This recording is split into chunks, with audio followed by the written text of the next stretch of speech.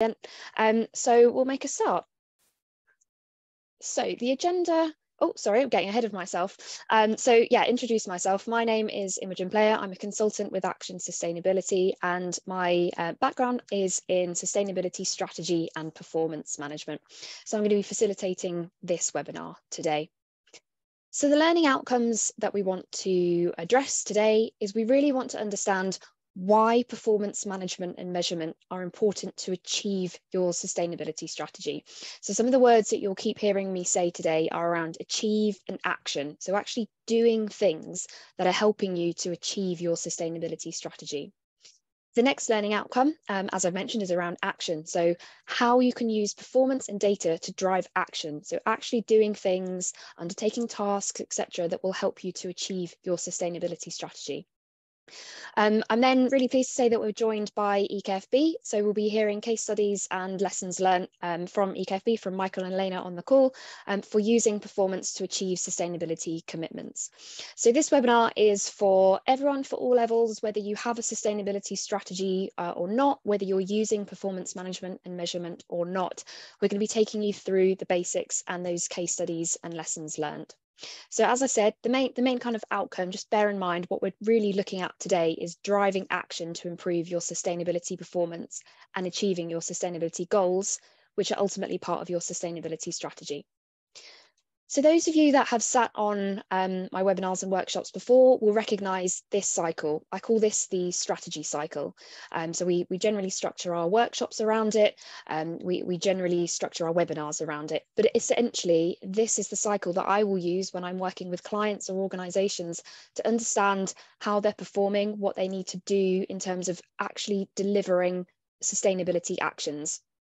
So we start in the top, where we start with the research, understanding what it is that you need to do. And then you identify drivers. What's really driving you? What's impacting you? What are your sustainability impacts? So I work with clients to understand what is relevant and specific to them, making sure that they've got a bespoke strategy.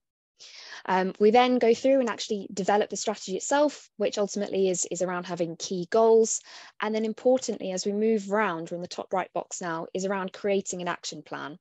So actually giving yourself goals, KPIs, roles and responsibilities that will help you to do and deliver your sustainability strategy.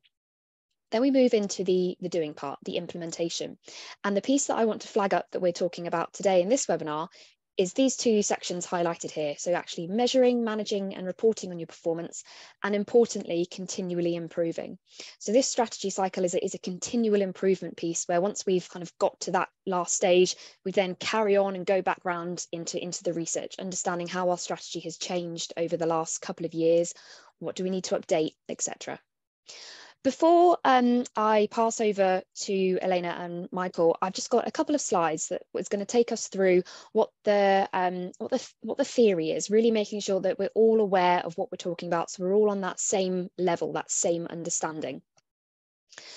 So this slide is really around understanding what words we're using, really making sure that we're choosing our words correctly. Now you'll have heard me say sustainability strategy earlier. No doubt within your own organisations or with your clients or suppliers, you've heard sustainability strategy as well. So what is a sustainability strategy? Well, it outlines your organisation's plan of action to achieve your sustainability mission and your objectives. So simply, what does that mean? It simply means that what are your sustainability impacts and how are you managing them? But then I want to break down the difference between performance measurement and performance management, because often people use these words interchangeably and they do mean different things. So performance measurement are indicators that you have in place to track the progress against your goals. Some examples of this might be, for example, the percentage of employees that you've got trained in modern slavery, or the percentage of waste reused. You're measuring your performance against these goals, seeing how you're doing against them. Whereas performance management is the way that you manage the strategy that you've put in place, the way that you track your progress and the actions that you're going to take to improve on those results. So some examples of performance management might be, you might be engaging with suppliers, and you might want to know the number of suppliers that are reporting.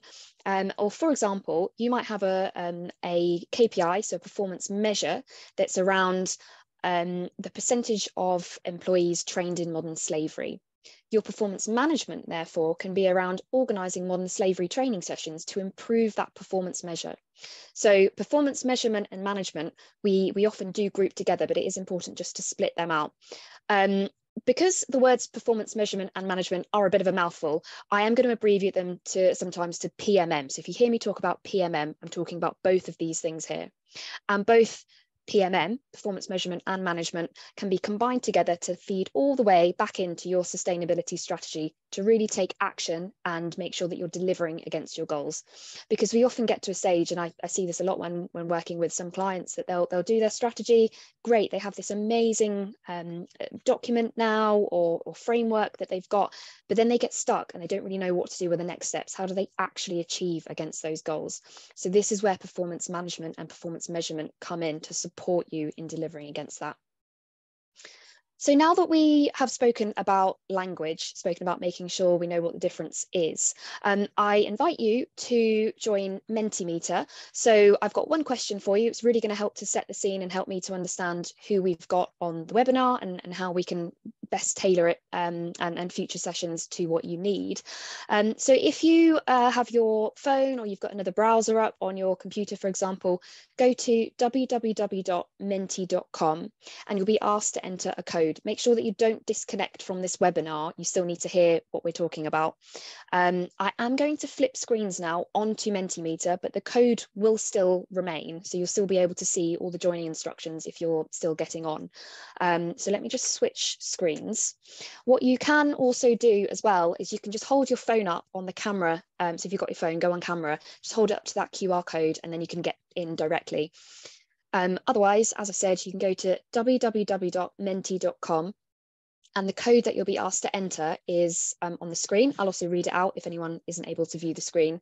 It's 23504269.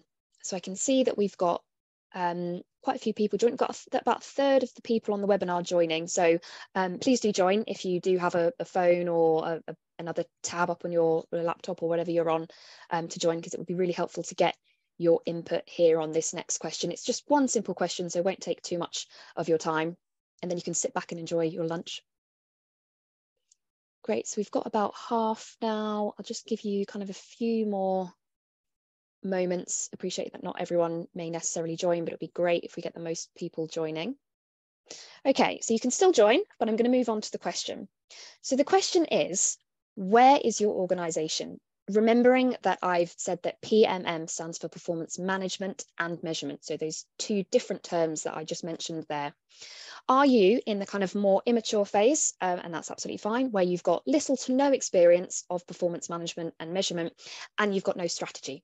Or are you further ahead? You've got a strategy, but currently you're not using performance management or measurement to actually deliver on it. So you might be one of those clients that I mentioned previously, where you've got your strategy and now you're a little bit stumped because you're not quite sure how to move that on, how to actually start doing some actions.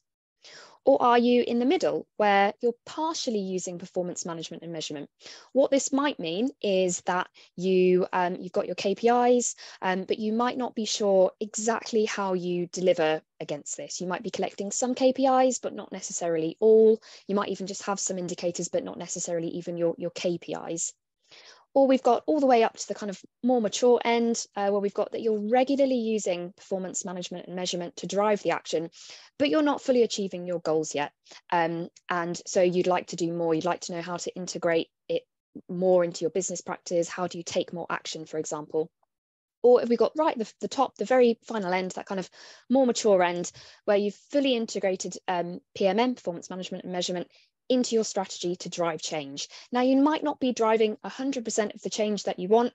Appreciate that with sustainability, we often have some quite long-term targets, so it's difficult to see that full amount of change until you've reached that target.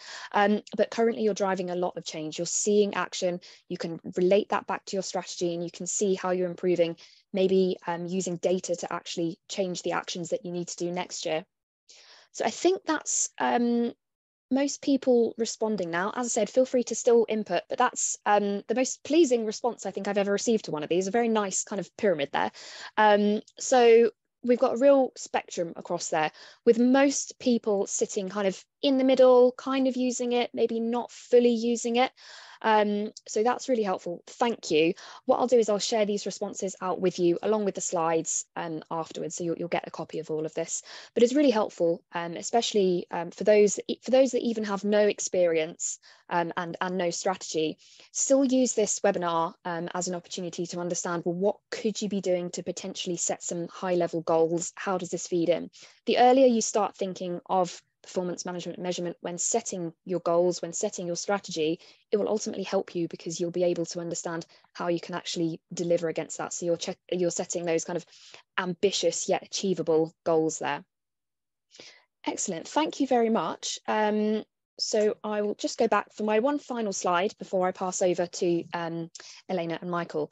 I wanted to flag up this slide here.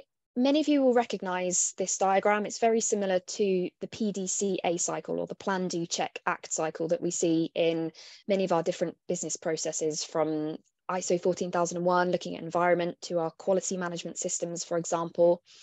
And this is following the same structure. So if we look in the box on the top right there, strategy. So we start with our strategy. I've picked one goal as an example here, so we can work this example through. So our example is, our goal is that we want to work with our top suppliers to develop their sustainability capabilities. So we do that by understanding what our KPIs are for performance measurement. So I might set some goals such as, what's the carbon footprint from our suppliers? What's the percentage of concrete that's been responsibly sourced? What's the percentage of employees that have completed EDI training? And some of you on the call might be aware, some of you might not. We as Action and Sustainability own and deliver our own sustainability tool, which is a software for measuring and managing your sustainability performance along with your supply chain's performance. So I'd be using the sustainability tool to see my performance measurement, see how I'm doing against this. And this is then where a lot of people stop. They stop at this performance measurement and they try and jump straight from performance measurement back to strategy to see how they're doing. But they're missing the important steps there of performance management and the doing the action. So with performance management, I want to be looking at my measurement and thinking, well, who are my key and priority suppliers? I need to think and strategically think about who I need to be engaging with here so that I can improve on my performance measurement numbers. I need to be thinking about how engaged are they? What are the sustainability issues that they can specifically contribute towards? I might have some suppliers that are more focused on carbon, but some that are more focused on modern slavery, for example. And then finally is the doing the action piece. So I might set up a supply mentoring scheme to work with my key and priority suppliers to understand where they can improve and to actually support them on improving. I might set specific training, for example, through learning pathways on the supply chain school. And I might also even support them with setting their science-based targets, which ultimately then helps me to link back round and get better quality and more data on my carbon footprint from suppliers. So you can see there how it all links round and how we can't just stop at performance measurement, but we need to take those steps on and link it all the way back with our strategy. So with that, now we've all got the theory and the understanding and the background, I'm going to pass over to Elena and Michael, who are going to be taking us through their case studies and lessons learned. I'll stop sharing my screen and pass over to you. Thank you so much, Imogen, and good afternoon, everyone. Let me just share my screen. One panelist at a time. Hold on, bear with me. Okay. Sorry, I'm just to Teams, so this takes a bit more time.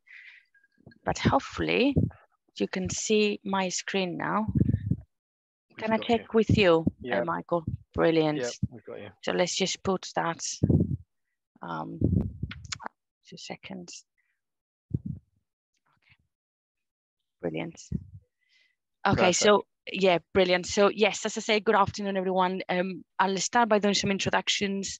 My name is Elena Gonzalez, and I work for EKFB, Social Value and Legacy Manager. And my colleague Michael will be joining us. Michael. Hi, hi everybody. Michael Sedgwick. I'm a supply chain manager for EKFB. Brilliant.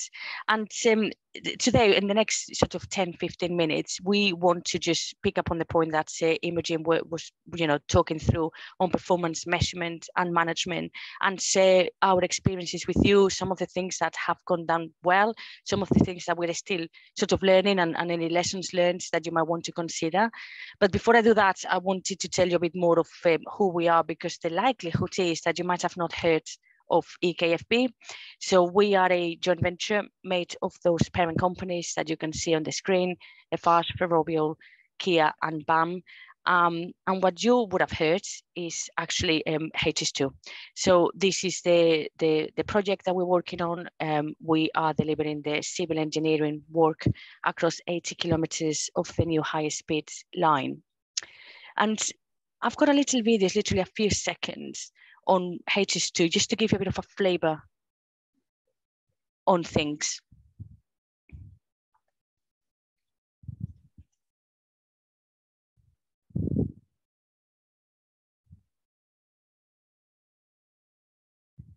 We can't hear that, Elena, Okay. but I think the it's only just sort of paint the music is of, not, yeah. So I suppose for context, the central section north of Old Oak Common, up to just south of Birmingham, is the 80 kilometres that we're responsible for. A huge earthworks job with 100 plus structures, bridges, tunnels, viaducts. Here we go, back to you, Elena. Yeah, no, that's a really good shout. Sorry that you couldn't see the music. It was only just a bit of music, and I wasn't prepared to start singing, but it's just to give you a bit of flavor on the scope. And as I said, this is the bit that we're looking after, those 80 kilometers in the central section. Like Michael was saying, we go all the way from Great Missenden in the Chilterns to Southam. And the reason why I'm spending a bit of time explaining this bit, on how we're structuring this, is just to give you a flavor on the diversity of our supply chain and the complexity as well of the projects. So to give you an idea, we are liaising with 60 parish councils across 4 different counties. And that's a lot of stakeholders that are asking us for data. They're asking us for impacts. They're asking us, what can you bring to the table? We haven't chosen to live next to these massive infrastructure projects. A high proportion don't agree with it. What is the positive impact that you're creating? And this is really relevant because the tool plays a massive part in us articulating our story. And with that, Michael, I'm going to hand over to you to talk about the tool, please. Fantastic. Yeah, so thank you. I suppose just to repeat an element there, and just to paint a picture in the context of this. We, as a contractor, so awarded the contract by HS2 back in 2015-16, and HS2 as a project and driven by the government, the reporting requirements from HS2 are absolutely astronomical in terms of what they ask of us, and equally what we ask of our supply chain. So we went through a review back in 2018 to review all of those reporting requirements. So that could be, sustainability related, environmental, a huge amount of social value in terms of demonstrating a return on investment back to the community, hugely important for HS2. Ultimately, it's taxpayers' money that we and they are spending here. So being able to demonstrate that that's been invested in local business or sustainably sourced materials is absolutely key. So we went through an exercise in 2018 to outline those reporting requirements, and equally sort of setting our strategic goals as Imogen touched on at the start. What do we want to do as an EKFB from a sustainability point of view? What's the legacy that we want to leave after the project? As Elena said, there's a huge amount of pressure at times, negativity towards the project, which is understandable, especially given the construction activity in what's a very rural part of the country that we work in. So being able to demonstrate the benefits of our work was absolutely crucial to us. It's something that we really prioritized at the start to, try and, I think Elena calls it humanizing the face of what we're doing. We're not just a construction company that's out there building stuff. We have to demonstrate return on investment, the legacy element, what does it mean for the communities? So we went through that exercise, and we went through a procurement process. So this isn't a sales pitch for the sustainability tool that's owned by Action Sustainability. We did go through a procurement exercise. There's a number of different reporting platforms out there. So Imogen may not like me to say this, but there's other tools out there. We just decided that Action Sustainability's tool, which is the sustainability tool, was the best one for us. The main reason for that was that the flexibility of the tool and being able to set the reporting requirements ourselves, rather than there's some other platforms out there that are more of an off-the-shelf purpose-built tool that was a bit excessive for what we wanted. So the flexibility of being able to set our own sustainability issues and areas that you can see here was one of the main reasons that we proceeded with this. So the tool setup's an online cloud-based platform that we that we use, and we have different sustainability issues, as you can see there. On the left-hand side, fairly straightforward red, amber, green approach in terms of the metrics that sit behind each of these sustainability issues. Some of them are very simple. Some of them are quite, yes, no answers to some questions. Others, have a huge amount of detail, evidence uploads, and different varying data requirements that we set our supply chain. Do you want to flip onto the next slide, please, Elena? Brilliant. So we just wanted to talk through some of the successes so far, and there's a slide on lessons learned that we'll come on to next. I think one of the main reasons that we decided to go ahead with this platform, rather than probably the more traditional approach of spreadsheets and collecting the data from our supply chain, was just the scale of and the size and the scale of our supply chain network. We've got over 200 suppliers and subcontractors that we work with. The information that we ask and expect of them, on that scale, it's a huge undertaking. So we wanted to drive some consistency across the supply chain. So we want people to be reporting the same metrics in the same format, in the same platform. So that's where the tool has come in really, really helpful.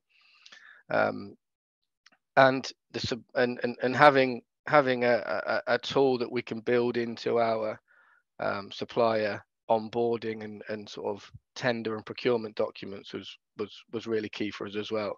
So with us procuring this tool, we've built it into our procurement process. So if a tenderer submits a tender response to us, there's questions right at the outset that relate to sustainability and environmental reporting, and we make reference of the sustainability tool. That's where we collect the data.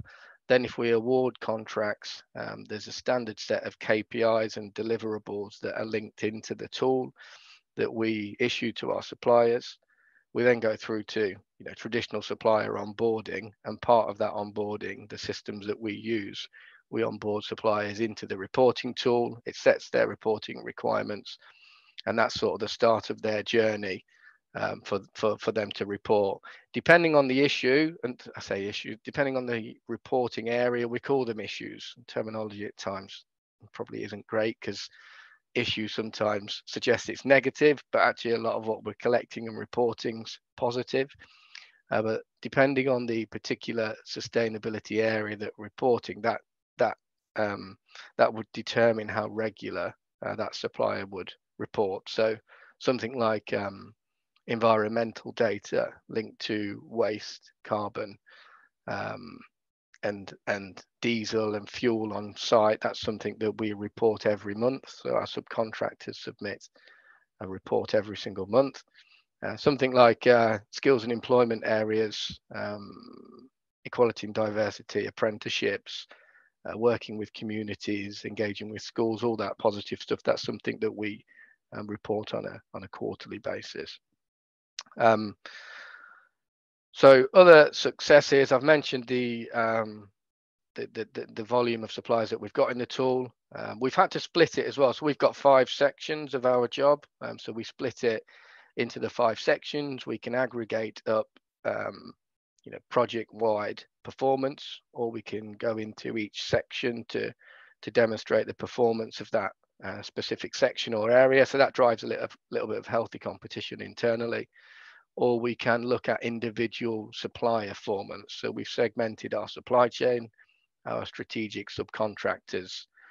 We've set them up in, it's not league tables as such, but there's some healthy competition that we're driving across our supply chain.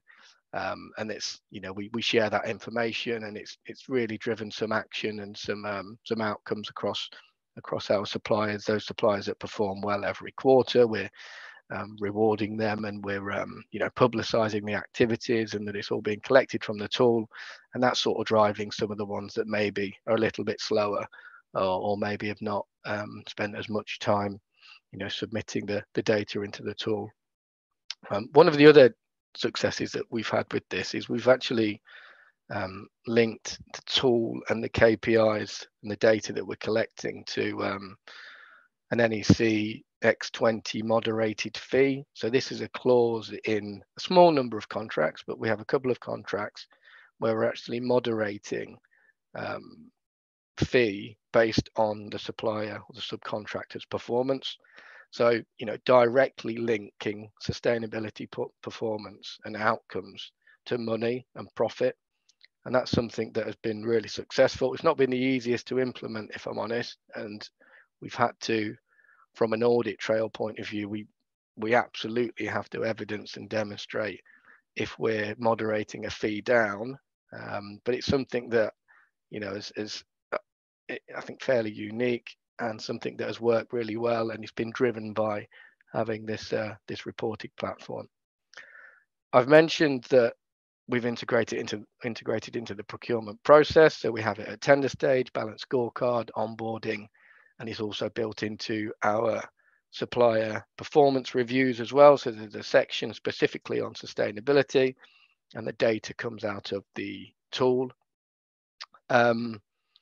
We have carried out a review of our sustainable procurement processes, which is called the ISO 2400, and that was intrinsically linked to the sustainability tool and how we collect and evidence and report data, and some of the lessons learned actually in a couple of slides have come off the back of that ISO 2400 review. But we wouldn't have been able to do that if we didn't have the platform in place to collect and report this data.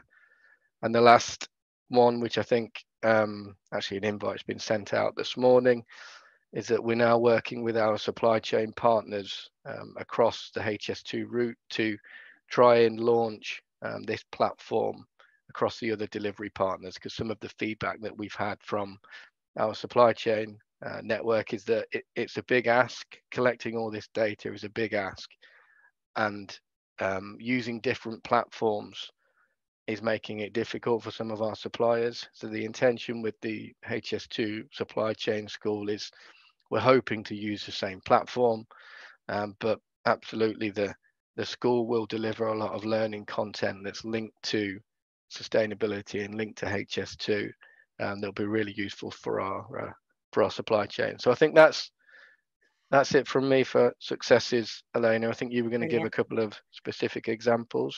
Yes. So the example that I've got here is just to illustrate that point that Imogen was making earlier. It's just about going beyond measure to management. And so we launched a Skills and Legacy Forum last year. And those are pretty much quarterly engagements with suppliers. Worth mentioning, I said they're tier 1 suppliers. So in order for us to sort of manage, the supply chain, we went through a process of identifying different tiers on our supply chain. And that would make it a bit more manageable for us as well, because we are on a small team, that we've got a big supply chain. And so, we decided to do that prioritization, which really helped, and that's built into the tool as well. So we can now sort of filter reports for tier 1s. tier ones is not so much, it's not all about a spend rather. So you would have thought, the ones that you're, the bigger suppliers in your supply chain would be tier ones, and that's fine. But we also looked as well at the activity of our suppliers to identify the impact and the link to our KPIs. So there might be suppliers that are smaller and we're spending less money with, but they've got a massive outcome on employment. And as it happened, employment is a really big piece for us and for the projects. Or there might be suppliers that are smaller but have got they're really mature on the journey, and they are, it's almost like want to collaborate with these people that are already doing things in the industry that are industry first, and they're really engaged and they want to have those conversations. So it's not only just about how much money we spend with you, it's about what you can bring to the table. And those reviews, I mean, the tool is definitely an enabler for this forum, because we use a lot of the data and extracting the data from the tool to enable those conversations. But it's an opportunity to have some really open discussions. So you might say, we've got a 4% target on apprentices. We are not there yet. What are the barriers? What can we do, differently to improve the outcomes? And any collaboration that might come at the back of that. It's also to celebrate the ones that, the suppliers that might have, launched a scheme or they are doing really well. They've put a lot of outcomes on the tool, and we just want to, share that story, and they can share with the rest of the suppliers what's worked for them, what hasn't. And obviously those key dates and challenges, as I said, is about coming together really and sharing best practice. Before we launched this, we had another sort of get together with our suppliers, and we had some really tough feedback that was difficult for us to hear, but it was true. We heard okay, you've got this tool, we're reporting this data, what are you doing with it? We don't get any feedback. And it's so easy for us to just pull the data, report to our clients, and just get on to the next reporting periods. And that's what sort of we said, we need to feedback, we need to tell you what are we achieving, because at the end of the day, we're delivering this project together. So at the back of that, we sort of look at that management measure on one part and management on the other. The other one, I just wanted to show you an example from this month, an example of collaboration of actually positive outcomes to communities. I haven't chosen the biggest one in terms of outcomes. It just chose something that it was quite coincidental, but it was an example of us coming together and having these conversations.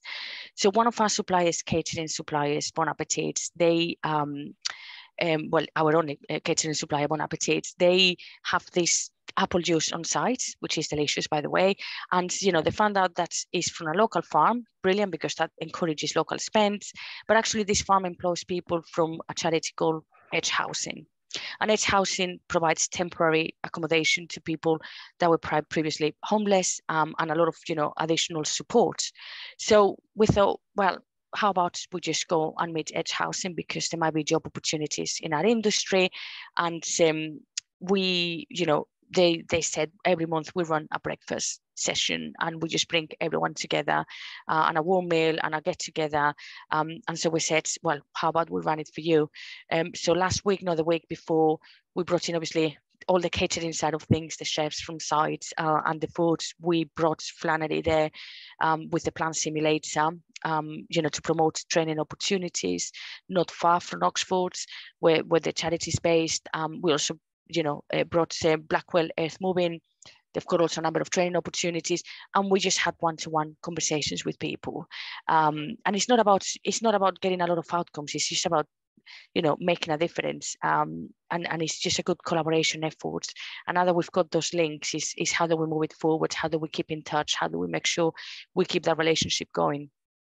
So there is, that for me is when the magic happens. Michael will probably smile at this. It's not all about numbers. It's all about, what are you doing on the ground? And of course, we will use these communications to speak to the local parish council and the MPs. But most importantly, it's about the potential of your project, of everything that you're doing, of sustainability to change people's lives. And the last slide that we've got is actually on lessons learned, which I know that you are going to cover, Michael, but I'm going to start with the first one because it's a bit of a, it's a touchy subject for me, but, it hasn't been all plain sailing, and we're still learning a lot. And I think, hindsight, in hindsight. Hindsight, So I always get it wrong. You know, I think we would have done a few things differently. So if you're on that journey, and as you can see, you know, a lot of you are, then we just wanted to share all of those with you. Resources required to manage the tool. I think this is one thing that we would have done differently from the beginning. And I'm not talking so much about resources to implement the tool. We've had a lot of support, and we still have a lot of support from the school on that. But I'm talking about the day-to-day queries, they're running the reports, they're keeping on track of the data, chasing, you know, suppliers and having those conversations about onboarding into the tool, issues, one-to-ones, communication to suppliers on the key dates. I mean, there is so much that we've got different teams in the tool, from skills and employment, Michael, supply chain, myself, social value, environmental. We come together and we try to do this, but it would have been great to have someone that perhaps 2 or 3 days a week have got full ownership on the tool, because then you agree all these things, and then we just go back to our day jobs. And then, you know, it's something that I would have definitely changed. I'm not sure, Michael, if you want to add anything on resources. Yeah, no, I agree. So I think it links into the time element there as well. The time and resource to implement and manage this. I think we naively felt that in procuring a reporting platform, once we've procured it, that's job done. And we felt that initially we felt we could probably just bolt it onto people's day job. So if you're environmental, you'll have an element of using the tool. If, you know, in my space, from a supply chain point of view, in terms of whether it's local spend or demonstrating, you know, the return on investment of spend with suppliers, we bolted it onto people's day job. You know, we underestimated the time and effort that it takes to manage all of this, you know. And that, as I said earlier, we've got a huge supply chain network, 200 plus suppliers that we ask, you know, a significant amount of them to report monthly, chasing that up, checking submissions, checking documents, replying with queries, questions and everything, and even the rollout as well in terms of training and supporting the subcontractors. I think that would have been something that we could have done better. So that's a big one, and probably the key one, I think, Elena. The other one, and I think Imogen sort of started with the difference between performance management and measurement. Again, I think we set the reporting requirements at the start. So we set the requirements that HS2 require us to report, and equally we've set the metrics in there that, you know, the EKFB strategic sustainability goals that we have. We've built them in, and we were collecting data, and that was sort of it. We collect all this data, right? We've got all this data, we've got some good information, we move on to the next quarter. And some of this was the tool as well, in terms of a bit of functionality in the tool. It was more driven towards collecting data, and we're just sort of transitioning now into performance management. So what does that mean, that data for that supplier? Was it better than last month? Was it, you know, against a target? How have they performed against a target? How does that feed into our performance management procedures that we have? Can we lift that data? How many reports have we had submitted late was a key one that we struggled with at the start, to be honest. But we're getting there now, because, you know, that's your very basic high level measure of compliance. So have they submitted a report? Yes, no. Was it late? Yes, no. Before you then get into the detail of the data and whether or not the data is actually accurate. So that's something that we're still working on. You know, there's an element there of development in the tool, as I've said, which we're working with Imogen and the team, but we're getting there, and I think we're in a place now where you know, we're just transitioning towards managing performance rather than just collecting data. Because I want to be able to show the tool to our suppliers. I want to be able to sit with the suppliers when we're doing our performance reviews, drop into their dashboard and say, look, that's the data that we've got in here. This is the target that we've got. That's how you're performing. Maybe that's how you're performing against your peers as well. So if we're able to share data across other subcontractors, then we've tried to do that as well.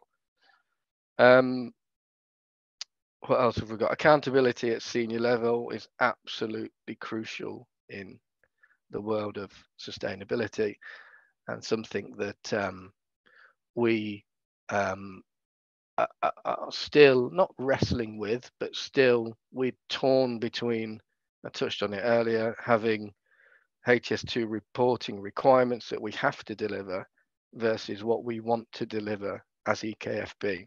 So we're complying with our reporting requirements, but are we really driving the sustainability agenda across our business and across our supply chain? So something that we've addressed recently, but that accountability and that ownership at senior level is absolutely crucial in this space. I've touched on uptake of the tool as well. I think Elena's mentioned it in terms of chasing reports and the initial onboarding of suppliers. You know, this is a big ask. We ask a lot of our supply chain, and some of them maybe are not as experienced in this space. You know, we do a huge amount of earthworks on our job, and traditionally earthworks contractors are maybe you know, not as experienced in the world of something like equality and diversity or modern slavery or tracking the demographics of their workforce, all that stuff. So there's a lesson and a journey that we're going on with our supply chain as well to one, make them use the tool, but also, you know, to outline the benefits of them using it. So I think that's lesson learned, that they're the main ones. Just to repeat on the outcomes piece, and I did see there was a question in the chat around monetization and the so what of all this. What does it mean?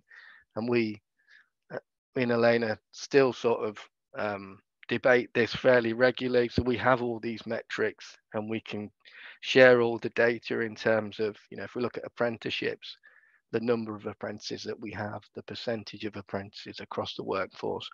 And if you were to go with a social value metric or some sort of conversion factor, you could monetize those metrics so that we could, in theory, calculate a return on investment based on the metrics that we have in the tool. And it was something that we started with. We were very keen and you know, an intent to monetize the activities that we have in the tool, but we're sort of not entirely sure that that's the best way to do it. It comes back to that so what element and what is an outcome. So if we employ an apprentice, you know, I think it's the HACS model. I think you can attribute a £12,000 monetized return on investment to the economy based on employing an apprentice. But what does that actually mean? What does it mean to the apprentice? You know, is the apprentice wanting the right apprenticeship? Are they enjoying the apprenticeship? Are they more socially mobile? You know, have they been able to move out of their house? Can they afford driving lessons because of that apprenticeship? And you know, how does it actually rate to that individual? So we're looking and we're wrestling between qualitative versus quantitative outcomes here. And I thought I'd mention that because there was a question in the chat around monetizing, relating back to business growth from a monetized view, which is complicated. There's a lot of conjecture in the whole sort of ESG space at the moment, which we're very conscious of, and especially given, you know, this HS2 at times can be fairly controversial. It's taxpayers' money. We absolutely want to demonstrate a return on investment, but to just coldly communicate monetized values, I think we'd probably get a fair amount of pushback from press and communities on that one. And yeah, definitely, Michael. And using the analogy from today's training, from a measurement perspective, we are looking to do some integrations with the tool with a social value bank, which is the one adopted with our parent companies. So software-wise, we've got the capability to do that, and we're working with the team to enable that. From a performance perspective, it's how we use that intel. I think, and this is a personal opinion, is certainly we haven't got an instruction from our client to monetize using a specific social value bank. So this is sort of open to, that's why we've done a lot of research on which one is best to use.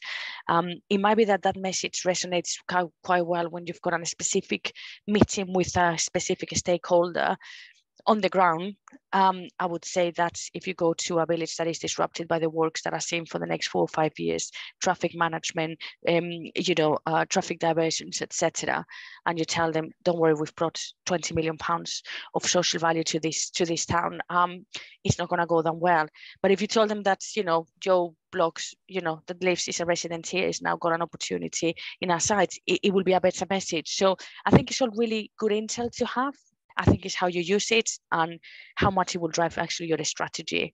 So going back to the example of, if we get some people trained up from that age, housing, charity, it's probably going to be 2 outcomes, nothing big, but it's how important it is for those people, how it's important for our people's well-being as well, to know that we're in an industry that can change people's lives.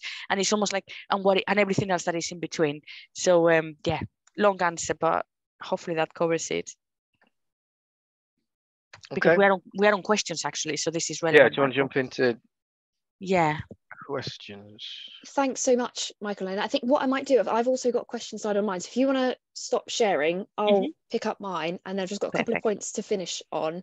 And whilst I'm just doing that, if people have questions, please pop them in the chat. We've got a couple that are coming in through now.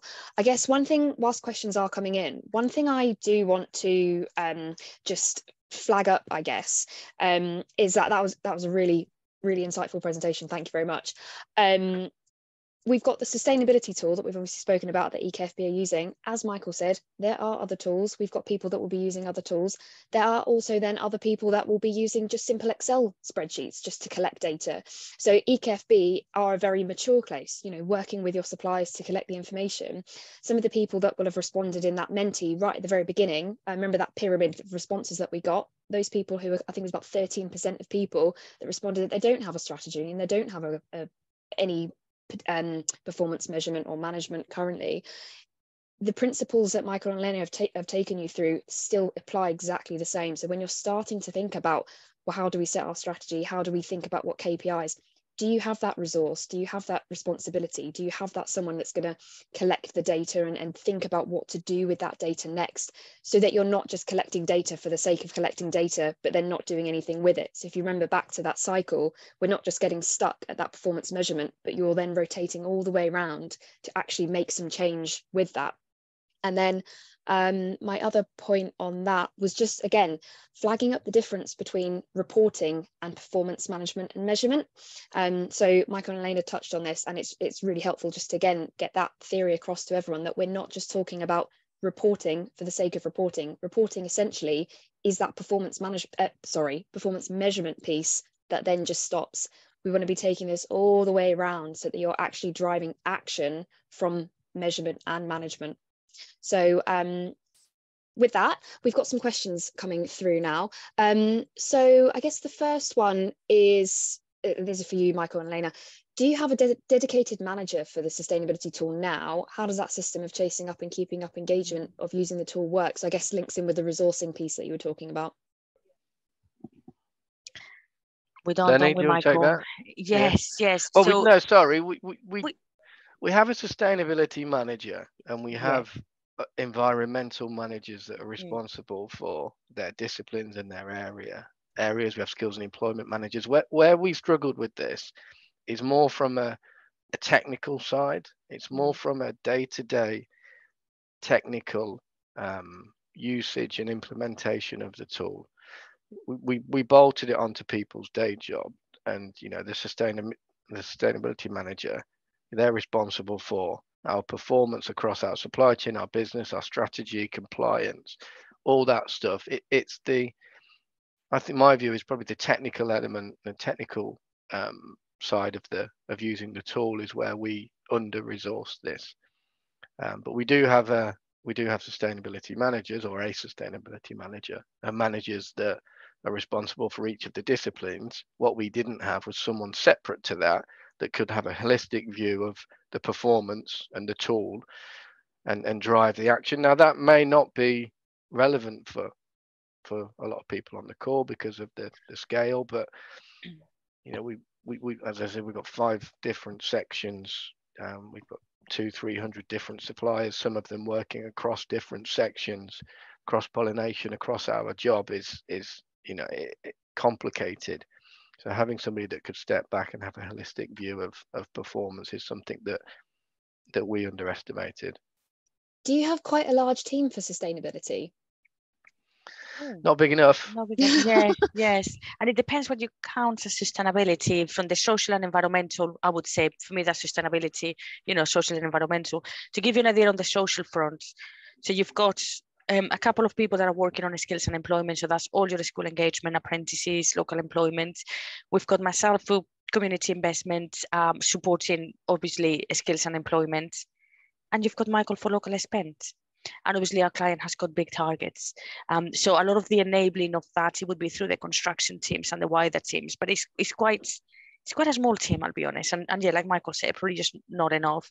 Environmental team is perhaps bigger because obviously each of the projects that we were showing you earlier on our map will have to manage and mitigate those risks, and so they will have bigger teams, but they would probably say that they're not big enough as well, but yeah, it's not masses of people. Great, thanks. And okay, next question is, in terms of identifying the positive social outcomes you want to deliver, how many of them are outcomes with a lasting legacy, for example, that will continue well after HS2 is complete? That's a really good question. Lasting legacy, $1 million question.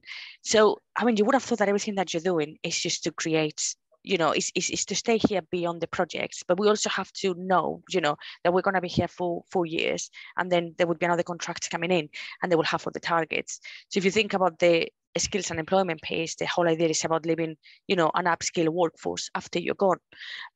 So that would be a clear outcome for me. Obviously, you're living a new railway, and you live in the green corridor, which is our aspiration of, making sure that it's also a green space. There is an element, it's a good question, because we're looking at the strategy and looking as well, what legacy can we leave when we do that demobilization of the contract? So it's not only just the benefits now. I can argue that yesterday we were in a playground doing some improvements, and that's making it better after we're gone. And we do a lot of those projects. We delivered 42 of those projects last year. But I think there is that element of, what when we are gone, we've got all this infrastructure now. Is there something that we can leave behind? And we're having these conversations now. Charging points for electric cars. There is a big issue in one of our countries on homelessness, and we have got an issue with, sort of accommodation for our workers. Can the two come together? So I think there would be opportunities as well during and after the contracts. But I would say that probably most of the outcomes would be lasting legacy, I want to think. Michael, what do you think? Yeah, I agree. We try to map this out and the different sort of strands of where we could potentially leave a legacy. I think at times we, and Imogen's mentioned this can turn into quite a transactional thing, especially if you're reporting monthly. It can just turn into data churn. So being able to sort of take that step back and have that maybe biggest legacy view of where this data sits in your sort of your long 5-10 year plan, that's key, and that helps. But yeah, absolutely, I think being able to demonstrate where we've spent monetized value spend with local businesses and how that potentially then impacts those local businesses is a fairly long-term legacy. But in theory, most of them should be fairly long lasting and should be fairly focused on legacy. Brilliant, thanks. I think for time, we've probably got time for one more question. And we spoke about reminding that everyone, or some people on the call won't have a strategy, won't have performance management or measurement at the moment. But then if we flip that and think about those people that said that they've fully integrated it in, for example, they're seeing change, but how do they potentially change it a bit more? As I mentioned, you're in quite a mature case where you're working with your suppliers now to get that information that you need. So the question is, how do we convince our suppliers to join us in reporting? Will they have the resource? So I guess you touched on this, but from your experience, how do you engage with those suppliers? We try to bring them on the journey with us. So we try to articulate the benefit of doing all this, the benefit to the business, the benefit to their employees and their suppliers as well that they work with. But it's difficult, if I'm honest, especially the scale of what we're asking our supply chain. And often when when we and our suppliers are transitioning from a tender phase and a procurement phase into a delivery phase, information can get lost sometimes. Suppliers, both on on our side of the fence, we're very keen to jump into delivery mode, and subcontractors and suppliers are similar. Once they've won that job, let's get out there and deliver the work. And the handover of the information is crucial. Setting those expectations at an early stage. This is what we expect of you. This is the data that we require. These are the KPIs. They're in your contract. But it starts fairly politely to start with, and then we have an escalation process. So we escalate depending on whether or not suppliers are supporting with the tool and whether or not they're providing us with the data. I touched on a moderated fee that we have with a couple of contracts. So some suppliers, if they don't report into the tool, and if they don't hit the targets, we're able to moderate their fee. So essentially they make less profit. So you can imagine they're the ones that are pretty keen to drive their sustainable activities.